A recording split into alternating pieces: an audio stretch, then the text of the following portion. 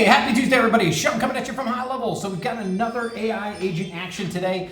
This one is updating the custom value tool. And basically the idea here is the AI agent can now support update custom value as a tool. It can directly evaluate context and update custom values directly, replacing complex if-else trees that previously required dozens of branches and actions.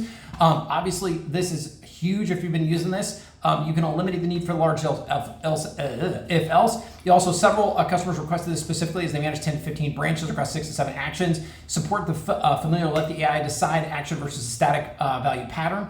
Here's how you set it up. It's very simple to do. Common configurations, custom value, static plus value AI decided update, or both AI decided, the agent picks which custom value to update and what to set it to. So anyhow, a lot of cool stuff here. There's a great help doc on this. So when you get a chance, check it out. help.gohighlevel.com and workflow action AI agent, and you can't miss it. So anyhow, on that note, up here, an amazing Tuesday, and I'll see you in the next video. Thanks.